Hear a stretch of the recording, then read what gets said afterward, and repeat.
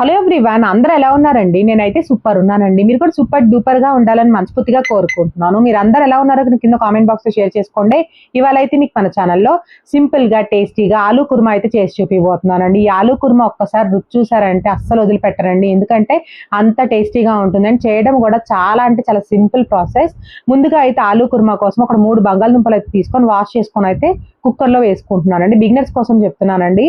బంగాళదుంపలు ఎప్పుడైనా డైరెక్ట్ గా కుక్ చేసుకునే దానికన్నా కుక్కర్ లో కుక్ చేసుకుంటే ఏంటంటే ఈజీగా అయిపోతుంది. సో ఇప్పుడు ఈ బంగాళదుంపలు మీరు కనుక లావి తీసుకున్నట్టయితే హాఫ్ పోర్షన్ గా కట్ చేసుకోండి. నాకు చిన్నవే కాబట్టి డైరెక్ట్ గా వేసేసుకున్నాను.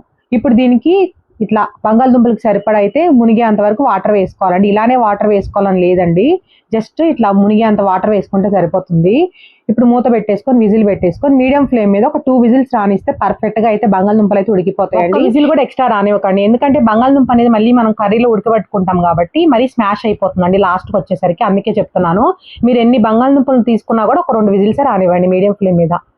సో ఇప్పుడు ఇదంతా ప్రెషర్ వచ్చేసి కూల్ అయిపోయే లోపే బంగాళదుంప అనేది దీంట్లో కావాల్సిన పదార్థాలు అయితే కట్ చేసుకున్నామండి. 3 బంగాళదుంపలు తీసుకున్నారనుకోండి, ఒక 2 ఉల్లిపాయలు, ఒక 3 పచ్చిమిర్చి అయితే గ్రేవీ అనేది పర్ఫెక్ట్ గా సరిపోతుందండి. మాకు ఇంకా గ్రేవీ కావాలనుకున్నట్టయితే ఇంకొక ఉల్లిపాయ ఎక్స్ట్రా వేసుకోండి. ఉల్లిపాయలు అనేవి సన్నగా కట్ చేసుకోండి. ఇప్పుడు స్టవ్ ఆన్ చేసేసుకొని ప్యాన్ పెట్టుకున్నానండి. ప్యాన్ హీట్ అయిన తర్వాత దాంట్లో ఒక 3 స్పూన్స్ అయితే నేను ఆయిల్ వేసుకున్నాను. మీకు నచ్చినట్టయితే కొంచెం ఆయిల్ కొంచెం బటర్ కూడా వేసుకోవచ్చు. ఇప్పుడు ఈ ఆయిల్ హీట్ అయిన తర్వాత దాంట్లో కట్ చేసి పెట్టుకుని ఉల్లిపాయ ముక్కలు అండ్ పచ్చిమిర్చి ముక్కలు వేసుకున్నాను. కొంచెం కరివేపాకు కూడా వేసుకున్నానండి. ఎక్స్ట్రా ఏ పదార్థాలు జీలకర్ర కానీ పోపు దినుసులు మాత్రం అస్సలు వేయకండి, ఎందుకంటే ఈ రెసిపీకి జస్ట్ ఉల్లిపాయలతో చేసుకుంటేనే ఫ్లేవర్ చాలా బాగా వస్తుంది. ఇప్పుడు ఉల్లిపాయలు త్వరగా మగ్గడానికి దాంట్లో హాఫ్ స్పూన్ పసుపు అండ్ హాఫ్ స్పూన్ అయితే ఉప్పు వేసేసుకొని, ఉల్లిపాయ అనేది మరీ బ్రౌన్ కలర్ కాకుండా జస్ట్ కొంచెం పింకిష్ కలర్ వస్తే సరిపోతుందండి. అంటే ముక్క అనేది కొంచెం మెత్తబడాలి అంతే. మీకు ఇక్కడ అర్థమవుతుంది చూడండి, క్లియర్ గా చూపిస్తాను. మరి ఎక్కువ ఉల్లిపాయ వేపారనుకోండి ఫ్లేవర్ మారిపోతుంది. అందుకే ఇక్కడ క్లియర్ గా చూపిస్తున్నాను చూడండి. జస్ట్ చూడండి, ఇలా మగ్గితే సరిపోతుంది. కొంచెం మెత్తగా అండ్ పింకిష్ కలర్ వచ్చింది చూడండి. ఇలా మగ్గిన తర్వాత దాంట్లో ఒక 1.5 స్పూన్ అల్లం వెల్లుల్లి పేస్ట్ వేసుకోండి. చిన్న స్పూన్ తో 1.5 స్పూన్ అయితే పర్ఫెక్ట్ గా సరిపోతుందండి. ఘాట్ అనేది ఎక్కువ ఉండదు, తక్కువ ఉండదు. మాకు బాగా ఘాటుగా కావాలి కర్రీ అనుకున్నట్టయితే ఒక 2 స్పూన్స్ వేసుకోండి. ఇప్పుడు ఈ అల్లం వెల్లుల్లి పేస్ట్ కూడా పచ్చి స్మెల్ పోయే వరకు ఒక్కసారి అలా మిక్స్ చేసేసి కొంచెం మగ్గించుకుందాం. అల్లం వెల్లుల్లి పేస్ట్ అనేది బాగా వేగితేనే కర్రీకి టేస్ట్ అండి. పచ్చిదాని మీద వేస్తే అస్సలు బాగుండదు నెక్స్ట్ పదార్థాలు అనేవి. అందుకే బాగా వేగిన తర్వాతే నెక్స్ట్ ప్రాసెస్ చేసుకోవాలి. అలా మధ్య మధ్యలో తిప్పుకుంటూ ఉండండి. చూడండి, మనకి అల్లం వెల్లుల్లి పేస్ట్ కూడా మంచిగా వేగిపోయి మనకి దగ్గర పడినట్టు అర్థమవుతుంది చూడండి. ఉల్లిపాయ అనేది చూడండి ఇలా రావాలి. ఇలా వస్తేనే పర్ఫెక్ట్ గా అల్లం వెల్లుల్లి పేస్ట్ అనేది వేగినట్టు అర్థం అండి. బిగినర్స్ కి అర్థం కాదు కదండి. అల్లం వెల్లుల్లి పేస్ట్ వేగిందని అర్థం అవ్వాలంటే ఉల్లిపాయల్లో ఇలా హోల్స్ వస్తుందండి. ఇలా హోల్స్ వస్తే ఏంటంటే మనకు అల్లం వెల్లుల్లి పేస్ట్ అనేది వేగినట్టు అర్థం. ఇలా వేగిన తర్వాత దాంట్లో మీ ఘాటుకు తగ్గట్టయితే కారం వేసుకోండి. నేనైతే ఒక 2 స్పూన్స్ కారం వేసుకుంటున్నానండి. కర్రీలో ఈ స్టేజ్ లో కారం వేసుకోవడం వల్ల కర్రీకి మంచి కలర్ వస్తుందండి.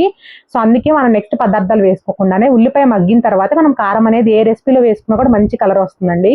ఒక 1 స్పూన్ ధనియా పౌడర్, ఒక హాఫ్ స్పూన్ ఏమో జీలకర్ర పౌడర్ వేసుకున్నానండి. ఇంకో హాఫ్ స్పూన్ ఏమో కల్లుప్పు వేసుకున్నాను. ముందే కొంచెం ఉప్పు వేసుకున్నాను కాబట్టి ఉల్లిపాయలు మగ్గేటప్పుడు. సో ఒక హాఫ్ స్పూన్ పర్ఫెక్ట్ గా సరిపోతుందండి. లాస్ట్ లో కావాలనుకున్నట్టయితే యాడ్ చేసుకోవచ్చు.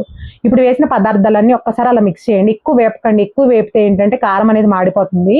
జస్ట్ ఒక్కసారి అలా తిప్పేసిన తర్వాత ఉల్లిపాయలకు ఆ పదార్థాలు చూసారా పట్టేసినాయి కదా. ఇప్పుడు దాంట్లో చిన్న కప్తో ఒక హాఫ్ కప్ అయితే ఇక్కడ పెరుగు వేసుకోండి.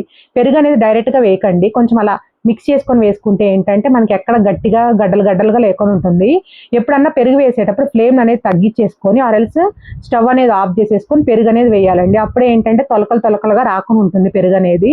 సో ఖచ్చితంగా పెరుగు అయితే ఎవరు స్కిప్ చేయొద్దు. ఈ రెసిపీలో పెరిగే మంచి టేస్ట్ అండి. చూడండి, పెరుగు అనేది ఇలా ఒక్కసారి మిక్స్ చేసేటప్పటికి మనకి లిక్విడ్గా అయ్యి ఇలా పెరుగులో నుంచి లైట్గా ఇలా ఆయిల్ లాగా వస్తుందండి. ఇలా వేగితేనే మంచి ఫ్లేవర్ వస్తుందండి. ఇక్కడే మీకు మంచి ఫ్లేవర్ వస్తుంది చూడండి. ఇల్లంతా ఒక్కసారి గమనించండి కర్రీ చేసేటప్పుడు. ఇప్పుడు చూడండి, పెరుగు అంతా వేగిపోయి ఇలా బబుల్స్గా వచ్చి ఆయిల్ వచ్చేసింది కదా. అప్పుడు కట్ చేసి పెట్టుకుని బంగాళదుంపలు వేసుకోవాలి. చూసారా అండి, బంగాళదుంపలు అనేది మరీ మెత్తగా ఉడకలేదు. జస్ట్ ముక్క పట్టుకుంటే కొంచెం హ్యాండ్కి అతుక్కోదు కదా, అలా ఉడకాలి. మీకు అర్థం అవ్వాలని అలా చెప్తున్నాను. మీకు అర్థమైందని అనుకుంటున్నాను నేను చెప్పింది. ఇప్పుడు ఈ బంగాళదుంపలు వేసిన తర్వాత ఒక్కసారి వేసిన పదార్థాలన్నీ ఆ ముక్కలకి పట్టించాలి. చూసారా, కొంచెం అలా కుక్ చేస్తే ఏంటంటే బంగాళదుంపలకి ఆ ముక్కలన్నీ పడతాయండి. ఖచ్చితంగా అలా కుక్ చేసిన తర్వాతే వాటర్ వేయాలి. వాటర్ క్వాంటిటీ అనేది చూసారా ఇక్కడ మీకు గమనించండి. ముక్కలు కొంచెం పైకి తేలే అంత వాటర్ వేసుకోవాలి. లెక్కలో చెప్పాలంటే మనం వాటర్ తాగుతాం కదండి గ్లాస్, దాంతో 1.5 గ్లాస్ వాటర్. చూడండి, ఇలా వాటర్ పోసుకుంటే ఏంటంటే కొంచెం పల్చగా మనం దించేటప్పటికే మనకి కొంచెం చిక్కబడుతుంది కదండి ఎప్పుడైనా కుర్మా అనేది, అందుకే కొంచెం పలచగా ఉన్నప్పుడే దించాలి కాబట్టి కొంచెం వాటర్ అనేది ఎక్కువే వేసుకోవాలి.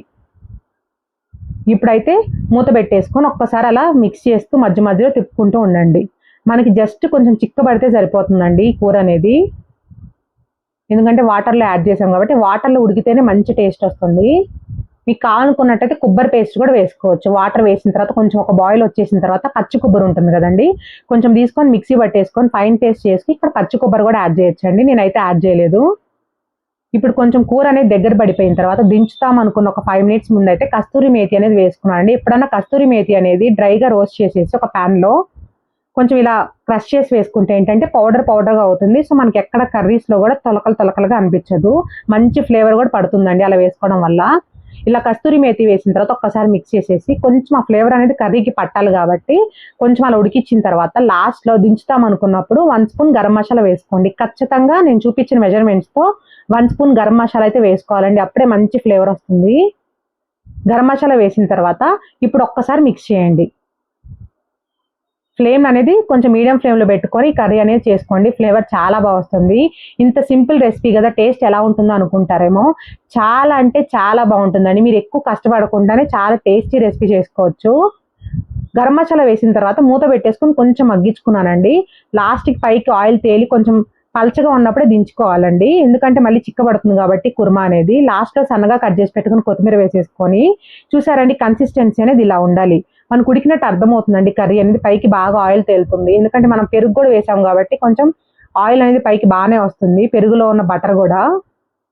చూడండి ఇలా వచ్చేసిన తర్వాత మీకు నచ్చినట్టయితే గుప్పెడు కన్నా ఎక్కువ కూడా వేసుకోవచ్చు అండి. కొత్తిమీర అనేది ఇలానే వేసుకోవాలని లేదు, నేను మళ్ళీ ఒకసారి మిక్స్ చేసి లాస్ట్లో కొంచెం thumbnail కోసం ఇంకొంచెం పైన యాడ్ చేశాను కొత్తిమీర అనేది. అంతే అండి, టేస్టీ ఆలు కుర్మా అయితే రెడీ అయిపోయింది. చూడండి ఎంత మంచి కలర్ అండ్ టెక్స్చర్ వచ్చిందో. నేను చూపించిన మెజర్మెంట్స్తో నేను చెప్పినట్టు పదార్థాలు అనేవి నేను చెప్పినట్టు 1 by 1 వేసుకుంటే మీకు మంచి కలర్ అండ్ మంచి టెక్స్చర్ వస్తుందండి. ఈ బంగాళదుంప కుర్మా రెసిపీ అయితే మీకు నచ్చిందే అనుకుంటున్నాను. నచ్చినట్టయితే ఒక చిన్న లైక్ చేయండి, షేర్ చేయండి అండ్ కామెంట్ చేయండి.